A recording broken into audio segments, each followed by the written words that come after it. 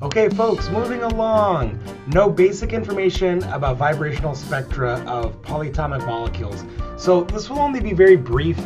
I know you all have talked about vibrational spectra of polyatomic molecules ad nauseum in your organic chemistry days. So I just want to point out a few of our, Chem specific features of our vibrational spectra of polyatomic molecules. So for one, let's define a normal mode. So this is a vibration of a molecule in which the center of mass remains fixed, the orientation is unchanged, and the atoms move synchronously.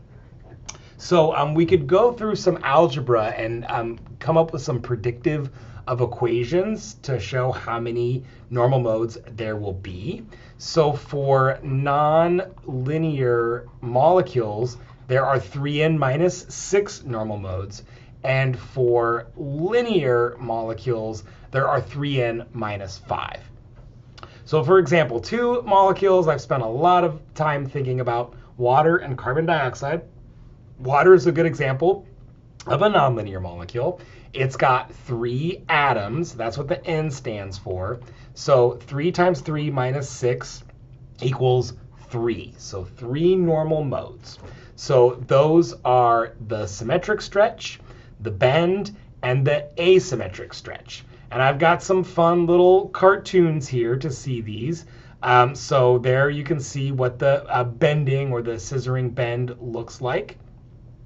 The symmetric stretch, and of course the asymmetric stretch. And notice that the oxygen does actually shift around quite a bit in the asymmetric stretch to preserve the center of mass.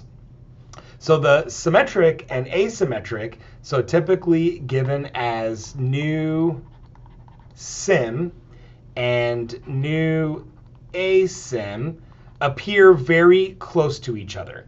And these are the values for an isolated gas phase molecule. We'll see that these values change depending on the phase the molecule is in. And this is typically given as nu bend. So now if we do the same thing for CO2, CO2 is a linear molecule. It's got 3 atoms as well. So 3 times 3 minus 5 gives me 4 normal modes. Those 4 normal modes are the following.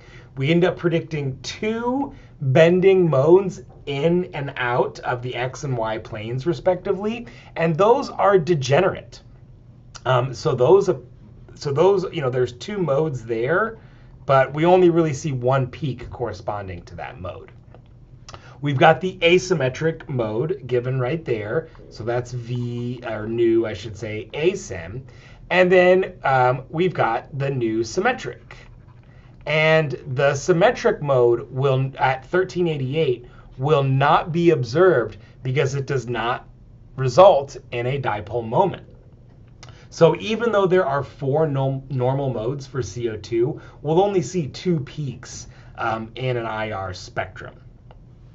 So moving on, so we've talked about this a lot, the fundamental transition. So we will observe a fundamental transition for each active normal mode. So in the water molecule, we see 3 peaks corresponding to the fundamental transition. In carbon dioxide, we had 4 normal modes, right? But 1 doesn't have a dipole moment, and 2 of them are degenerate. So we only see 2 peaks for CO2.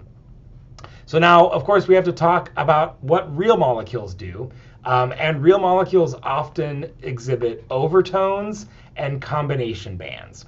So an overtone is a transition that exceeds the plus or minus 1 vibrational quantum number due to anharmonicity. So this can occasionally be observed depending on the Morse potential. So we would call from 2 to 0 the first overtone, from 3 to 0 the second overtone, and so forth.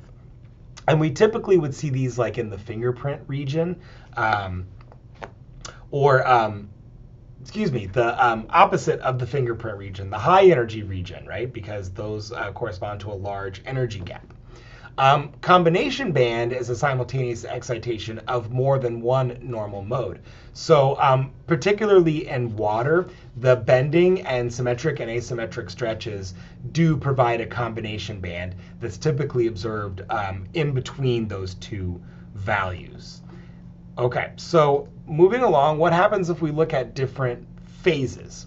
So here's a look from 4,000 to 2,800 of water.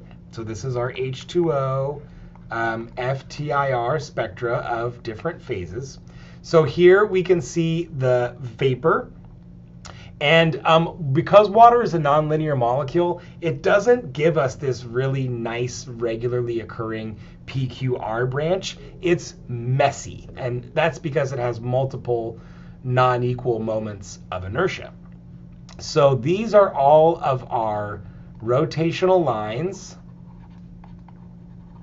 corresponding to J plus or minus 1 and nu from 1 to 0.